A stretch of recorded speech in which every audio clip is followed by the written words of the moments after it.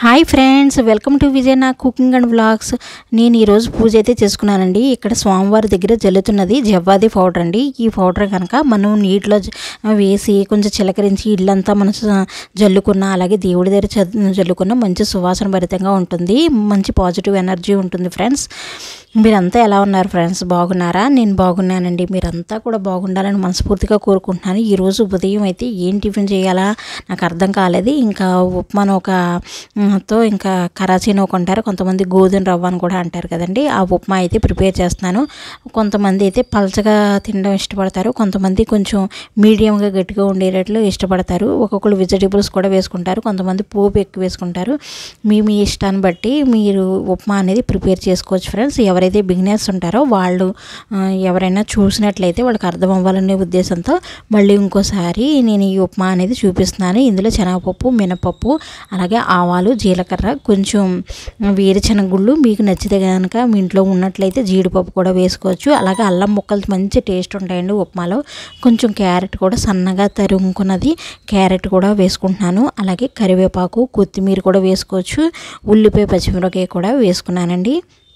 వీటన్నిటిని బాగా వేపుకున్న తర్వాత మనం నూక అనేది ఒక గ్లాసు నూక తీసుకున్నట్లయితే నేను 2 గ్లాసులు, ఒక్కొక్కసారి 2.5 గ్లాసులు వాటర్ కూడా వేస్తూ ఉంటాను. ఎందుకంటే బాగా పలచగా ఉంటేనే ఇష్టపడతారు మా ఇంట్లో వాళ్ళంతా కూడా. ఒక్కొక్కసారి పచ్చడితో ఏదైనా కొబ్బరి చట్నీ ఉన్నా తినడానికి ఇష్టపడతారు, లేదంటే పంచదారతోనే ఇష్టంగా తింటారండి.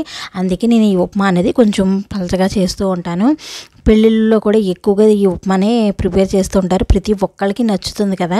ఇందులో మీరు కావాలనుకుంటే కొంచెం అల్లం వెల్లుల్లిపాయ పేస్ట్ కూడా వేసుకోవచ్చు. అలా తినేవాళ్ళు కూడా ఉంటారు. కొద్దిగా పసుపు వేసుకుని కొంచెం టమాటా ముక్కలు అవి ఎక్కువ వేసుకుంటే టమాటా బాతులాగా అది కూడా చాలా రుచిగా ఉంటుందండి. మీకు ఎలా నచ్చితే అలా చేసుకోవచ్చు ఫ్రెండ్స్. ఉప్పు అనేది తగినంత వేసుకోండి. ఈ ఉప్మాలో మెయిన్ మా అందరికీ ఇష్టమైంది ఏంటంటే, ఈ ఉప్మాలో కంపల్సరీ ఉప్మా చేసిన తర్వాత నిమ్మకాయ పిండుకు తినడం కానీ, లేదా కొంచెం పంచదార వేసుకు తినడం కానీ బాగా ఇష్టపడతాము. నేనైతే కొత్తిమీర కూడా వేసుకున్నాను ఫ్రెండ్స్. కొత్తిమీర వాసన చాలా బాగుంటుంది. వాటర్ మరుగుతున్నప్పుడు కొత్తిమీర ఫ్లేవర్ భలే ఉంటుంది కదా.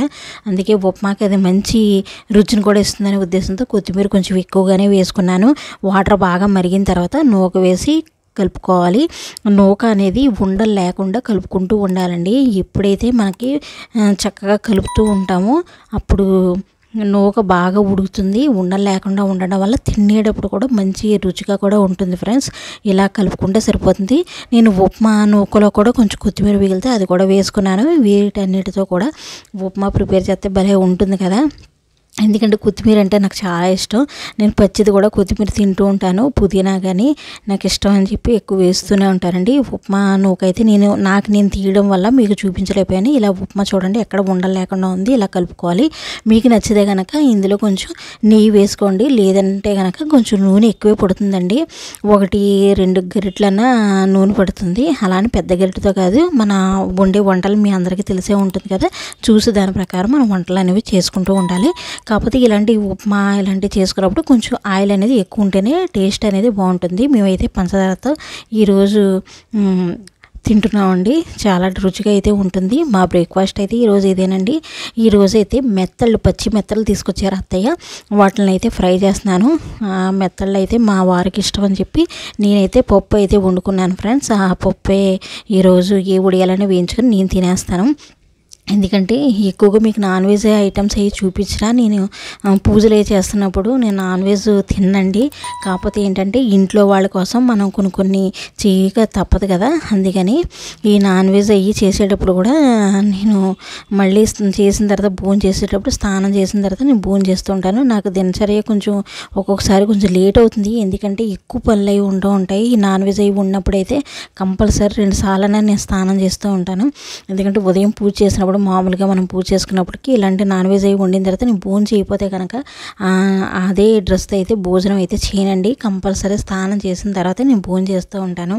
ఎందుకంటే ఇంట్లో వాళ్ళ కోసం ఒక్కొక్కసారి మనం కొంచెం కష్టపడక తప్పదు. మా వారికి కొంచెం బాగా ఆరోగ్యం అది కొద్దిగా బాగా కుదుటపడిన తర్వాత ఇంకా ఈ నాన్ వెజ్ ఐటమ్స్ కూడా బాగా తగ్గించేసి ఇంకా మామూలు వెజ్లోకి రావాలనేది మా అభిప్రాయం. ఎందుకంటే మేము ఎక్కువగా ధ్యానం అది నేను చేస్తుంటాను, అలాగే మా వారు కూడానండి. ఈ ఛానల్ నచ్చితే ప్లీజ్ సబ్స్క్రైబ్ చేసుకోండి, అలాగే లైక్ చేయడం మాత్రం మర్చిపోకండి.